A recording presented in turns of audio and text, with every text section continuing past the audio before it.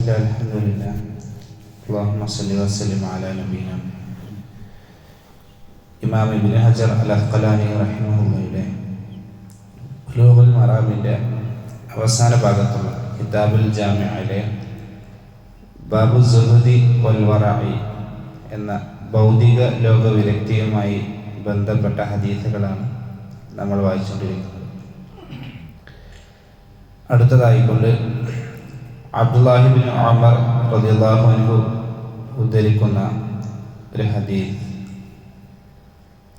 ഖാല റസൂലുള്ളാഹി സ്വല്ലല്ലാഹു അലൈഹി വസല്ലം മൻ തശബ്ബഹ ബിഖൗമിൻ ഫഹുവ മിൻഹും.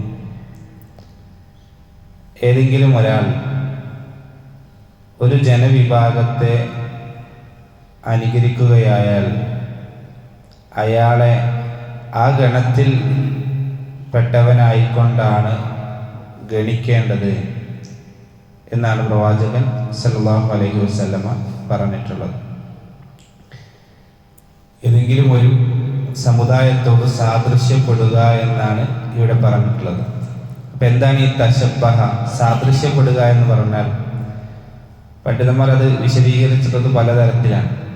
ഏത് രീതിയിലായാലും അത് ഈ ഒരു ഗണത്തിൽ വരുമെന്നാണ്.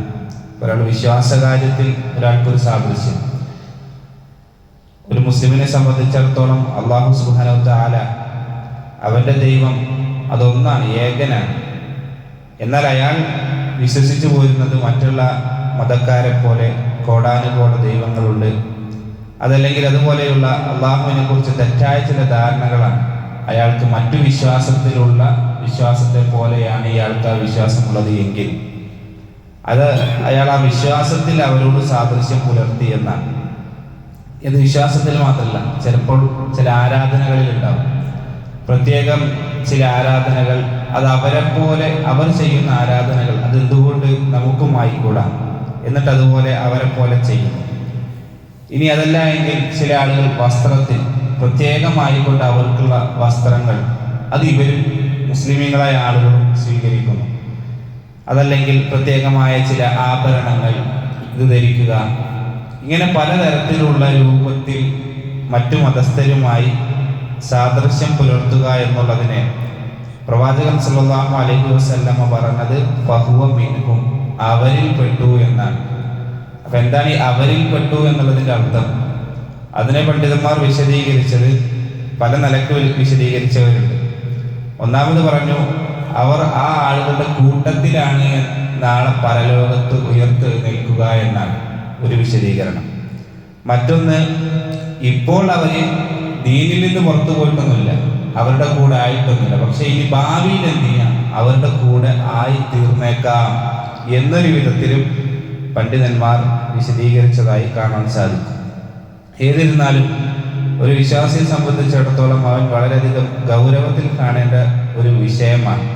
മറ്റുള്ള ആളുകളുമായി ഒരു തരത്തിലും ഒരു സാദൃശ്യം ഉണ്ടാകാൻ പാടില്ല. അതുകൊണ്ട് തന്നെയാണ് പ്രവാചകൻ സല്ലല്ലാഹു അലൈഹി വസല്ലമ പല സന്ദർഭങ്ങളിൽ തങ്ങളുടെ ആരാധനകളിൽ മറ്റുള്ള സമുദായമായി എന്തെങ്കിലും ഒരു സാദൃശ്യം കണ്ടാൽ ഉടനെ അതിലൊരു വ്യത്യാസം വരുത്തുമായിരുന്നു എന്നാണ്.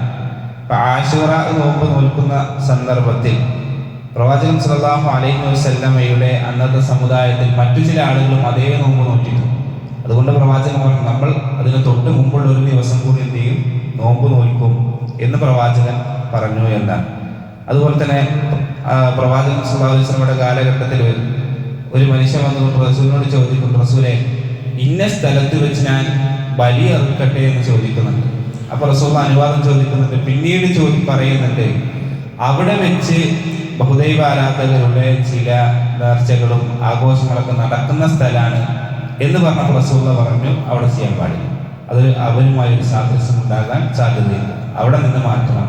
അതാണ് ഏതൊരു വിഷയത്തിലും ഒരു സാദൃശ്യം ഉണ്ടായി തോന്നിയാൽ അതിൽ നിന്ന് മാറ്റം വരുത്തണം. ഒരിക്കൽ റസൂലുള്ളാഹി സ്വല്ലല്ലാഹു അലൈഹി വസല്ലമയുടെ മുമ്പിലേക്ക് ഒരു സഹാബി ഒരു പ്രത്യേകതരം വസ്ത്രം ധരിച്ചു കൊണ്ടുവന്നു.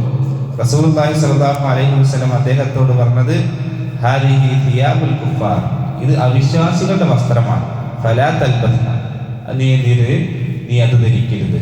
അപ്പോൾ അവർക്ക് പ്രത്യേകമായി അറിയപ്പെടുന്ന വസ്ത്രങ്ങൾ ഉണ്ടെങ്കിൽ അത് ധരിക്കരുത്.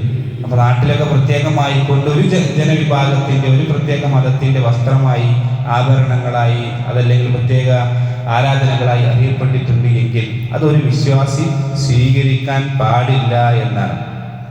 എന്നാൽ ഇതിൽ നിന്ന് പഹുവം വീണ്ടും എന്ന് പറഞ്ഞാൽ അയാൾ കാഫിറായി എന്ന് പറയാൻ പറ്റും ഇല്ല, അത് തീർച്ചയായും ഉറപ്പിച്ച് നമുക്ക് പറയാൻ പറ്റില്ല. പക്ഷെ ഒരു വേള അത് ഉണ്ടായേക്കാം. അത് ഏതിലാണ്?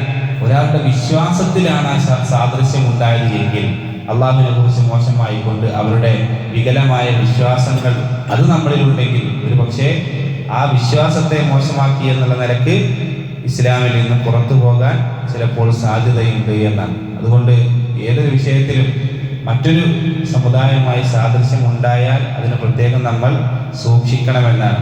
ഈ ഒരു വിഷയത്തിലാണ്, വസ്ത്രത്തിന്റെ വിഷയത്തിൽ ഇബ്നു ഖയ്യിം റഹിമഹുള്ളയോട് ചോദിക്കുന്നുണ്ട്, ഈ പാൻറ് കുപ്പായൊക്കെ ധരിക്കുക എന്നുള്ളത് എന്താണ് ചോദിക്കുന്നുണ്ട്. അപ്പോ ഈ പാൻറ്റും കുപ്പായവും ധരിക്കുക എന്നുള്ളത് യഥാർത്ഥത്തിൽ അതൊരു മുശ്രിക്കീങ്ങളായ ആളുകളിൽ നിന്ന് വന്നതാണ്. യഥാർത്ഥത്തിൽ തുടക്കം അങ്ങനെയാണ്. അപ്പൊ തുടക്ക കാലഘട്ടത്തിൽ അത് വന്നതുകൊണ്ട് ആദ്യ കാലഘട്ടത്തിൽ അത് തടഞ്ഞിരുന്നു എന്നാണ്.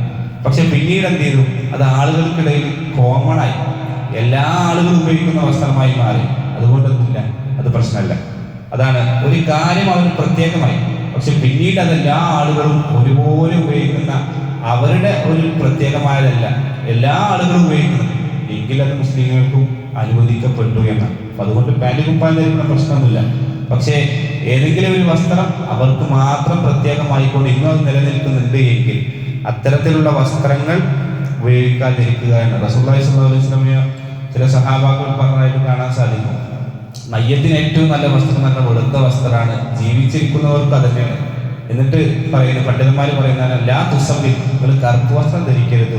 അപ്പോൾ കറുപ്പ് വസ്ത്രം ധരിക്കുക എന്നുള്ളതൊക്കെ ഇന്ന് സമുദായത്തിൽ അത് പ്രത്യേകമായ ചില ആളുകൾ മാത്രമായിക്കൊണ്ട് സ്വീകരിക്കുന്ന, പ്രത്യേകിച്ച് ജൂതന്മാരായ ആളുകളൊക്കെ പ്രത്യേകം സ്വീകരിച്ചു വരുന്ന വസ്ത്രങ്ങളാണ് കറുപ്പ് വസ്ത്രം മാത്രം ധരിക്കുക എന്നുള്ളതൊക്കെ. അപ്പൊ അതൊക്കെ അവരുടെ കൂട്ടത്തിൽ പെടും, എന്ന ഗണത്തിൽ പെടാൻ സാധ്യതയുണ്ട് എന്ന് പണ്ഡിതന്മാർ സൂചിപ്പിച്ചതായി കാണാൻ സാധിക്കും. അതുകൊണ്ട് മറ്റുള്ള ആളുകളോട് സാദൃശ്യപ്പെടാതിരിക്കാൻ പരമാവധി ശ്രദ്ധിക്കുക. മാത്രമല്ല ഈ ഹദീസിൽ നിന്ന് നമുക്ക് കിട്ടുന്ന മറ്റൊരു പാഠം, നമ്മൾ ഏറ്റവും നല്ല ആളുകളായി തീരാൻ എന്ത് ചെയ്യുക? നല്ല ആളുകളോട് സാദൃശ്യപ്പെടുക. ഏറ്റവും നല്ലൊരാളെ നമ്മൾ കണ്ടാൽ അയാളെ പോലെ ആകണമെന്നുണ്ടെങ്കിൽ അയാൾ എന്തൊക്കെ സ്വീകരിച്ചു അതുപോലെ സ്വീകരിക്കുക. അപ്പൊ റസൂലിന്റെ കൂടെ നമുക്ക് റസൂലിനെ പോലെ ആകണമെന്നുണ്ടെങ്കിൽ റസൂലിനെ പോലെ ആകാം. റസൂൽ എന്തൊക്കെ ധരിച്ചിരുന്നു, റസൂലുള്ളാഹി സ്വല്ലല്ലാഹു അലൈഹി വസല്ലം എങ്ങനെ നടന്നിരുന്നു, അതൊക്കെ റസൂലിനെ പോലെയായ റസൂലിനെ പോലെ റസൂലിന്റെ കൂടെയാകും. അപ്പൊ റസൂലിന്റെ കൂടെ നമുക്ക് സ്വീകരിക്കണമെങ്കിൽ, നാളെ പരലോകത്ത് എണീക്കണമെങ്കിൽ, ഉയർത്തെഴുന്നേൽക്കണമെങ്കിൽ റസൂലിനെ പോലെ ആയിത്തീരുക. പ്രവാചകന്മാരെ പോലെ, അമ്പിയാക്കളെ പോലെ, സ്വാലിഹീങ്ങളെ പോലെ, അവരെ പോലെ ആയിത്തീരാൻ നമ്മൾ പരിശ്രമിക്കുക എന്നുള്ളതിന് പ്രചോദനം നൽകുന്ന ഒരു ഹദീസ് കൂടിയാണ് ഈ ഒരു ഹദീസ്. അല്ലാഹു സുബ്ഹാനഹു വ തആല ഏറ്റവും സ്വാലിഹീങ്ങളായ ആളുകളെ അവരെ പിൻപറ്റി അവരുടെ കൂടെ നാളെ ജന്നാത്തുൽ ഫിർദൗസിൽ ഒരുമിച്ച് കൂട്ടാൻ അല്ലാഹു സുബ്ഹാനഹു വ തആല നമുക്ക് ഏവർക്കും തൗഫീഖിനെ പ്രദാനം ചെയ്യുമാറാകട്ടെ. സുബ്ഹാനക്കല്ലാഹുമ്മ വബിഹംദിക അഷ്ഹദു അൻ ലാ ഇലാഹ ഇല്ലാ അൻത അസ്തഗ്ഫിറുക വ അത്തൂബു ഇലൈക്. അസ്സലാമു അലൈക്കും വറഹ്മത്തുള്ളാഹി.